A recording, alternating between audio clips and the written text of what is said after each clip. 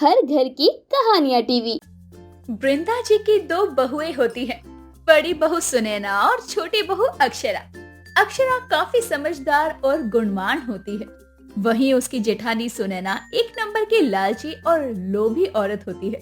हालांकि उसके पास किसी चीज की कोई कमी नहीं होती, लेकिन उसके बावजूद भी वो ऐसी होती है। एक दिन की बात है। अरे ओ नालायक बहुओं, कहाँ मर गई दोनों की दोनों? जल्दी से खाना लगाओ डाइनिंग टेबल पर। सो गई हो क्या रसोई में? ओफो माँ जी, 1 बजे नहीं कि आपका भोपू बजना शुरू हो जाता है। ला रही हूँ ना, ये लीजिए। और ये क्या, आपने दवाई नहीं खाई आज? खाने से पहले वाली दवाई कौन खाएगा माँ जी? आप हर रोज भूल जाती हो, ऐसे क्यों करती हो आप? अरे माफ करना बहू।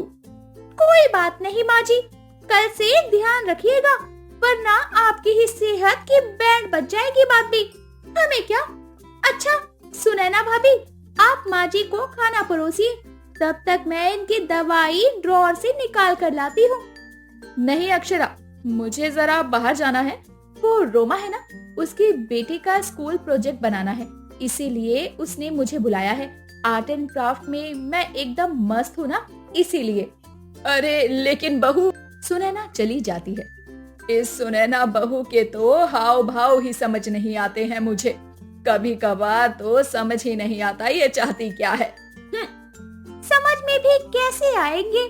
अरे उस दिन रोमा ने इन्हें बड़ा पिज्जा शॉप में पिज्जा क्या खिला दिया, ये तो बिक गई उनके लिए।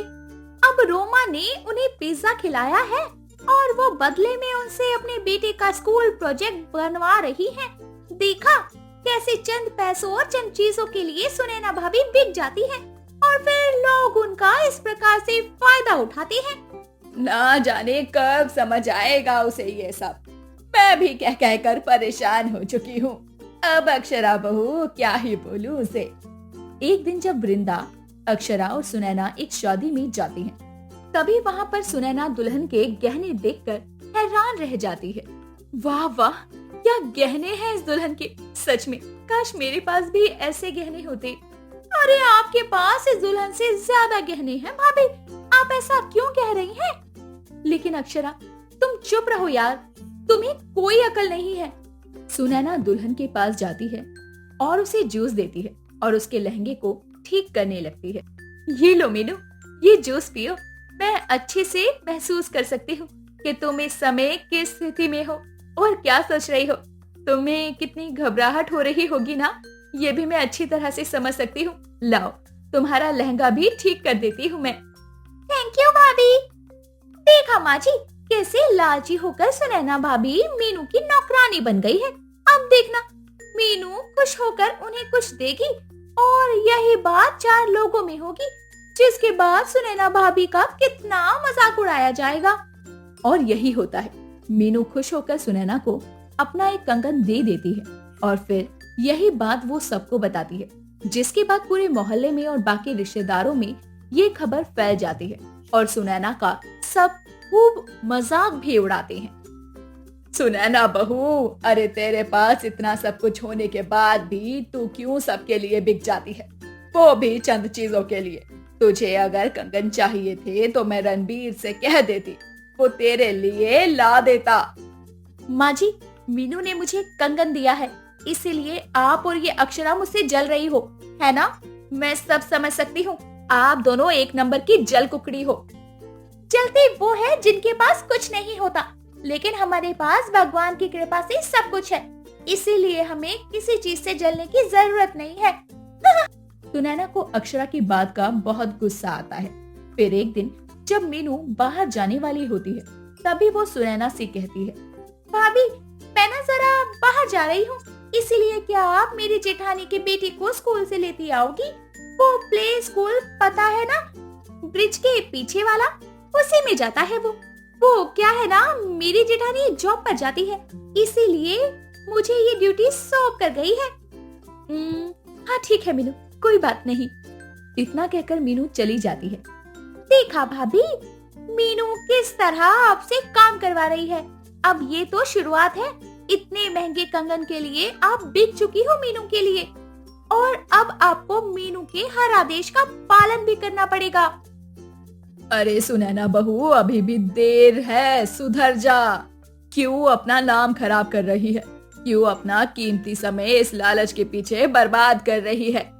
आप दोनों ना अपने मुंह पर ताला लगा लो। दिन रात बस अपने सड़े हुए घटिया मुंह से तानों की बौछार करते रहते हो। और कुछ काम धंधा नहीं है क्या आप दोनों को? नॉनसेंस। सुनैना इतना कहकर मीनू की जेठानी के बेटे को प्ले स्कूल से लेने के लिए चली जाती है।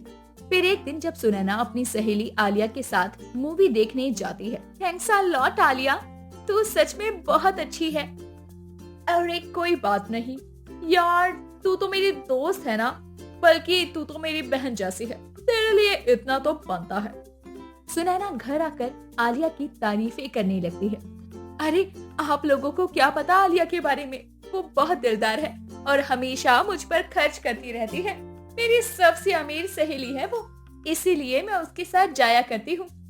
उन्हीं चंद पैसों के लिए बिकने के खातिर, है ना?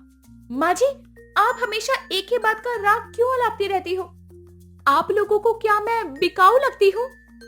भाभी, अगर आपको मूवी देखनी हो, कुछ खाना हो, तो आप खुद के पैसों से भी खा सकती हो।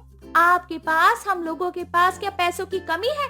तो फिर क्यों आप बार बार मुफ्त में कुछ खाने पीने के लिए किसी के भी आगे बिक जाती हो? ऐसा मत किया करो भाभी, ये सही नहीं है। अक्षरा, तुम मुझे मत समझाओ क्या सही है क्या गलत है। तुम मुझसे छोटी हो, उम्र में भी और रिश्ते में भी। मैं तुम्हारी जेठानी हूँ। सुनैना एटीट्यूड दिखाते हुए वहाँ से चली जाती है।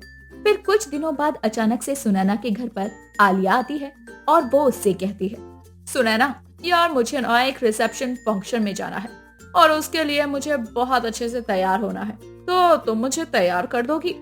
कॉलेज टाइम में तो तुमने कोई मेकअप कोर्स भी किया था ना, और तुम सोशल मीडिया पर भी मेकअप ट्यूटोरियल्स पोस्ट करती रहती हो, इसलिए अब तुम ही मेरा मेकअप करोगी। 3D मेकअप करना, ओके? लेकिन ओह कम ऑन यार, मैं जानती हूँ तुम भी बहुत अच्छे हो, चलो। इस तरह सुनैना फिर से फंस जाती है और उसे ना चाहते हुए भी आलिया का मेकअप करना पड़ता है, जिसके बाद उसे बहुत गुस्सा आता है और वो घर आने के बाद अकेले में अपने आप से कहती है, हर कोई मेरा इस्तेमाल करता है, हर कोई मेरा मजाक उड़ा रहा है। माँ जी और मेरी देवरानी भी मुझे दिन रात बस ताने देती रहती है। क्या मैं इतनी बुरी हूँ? नहीं सुनैना बहू, तू बुरी नहीं है, बस तुझे ये समझ नहीं आता है कि क्या अच्छा है और क्या बुरा है। माँ जी और मैं, हम दोनों आपको हमेशा से यही समझाते आ रहे हैं कि आप लोगों से चीजें लेना बंद कर दो, उनके लिए बिकना बंद कर दो, क्योंकि ये लोग ऐसे ही होते हैं। आपको एक चीज देंगे और उसके बदले में आपसे 10 काम करवाएंगे। इससे बेहतर तो यही होगा ना कि आप अपने पास जो है उसी में खुश रहो और किसी चीज का लालच मत करो।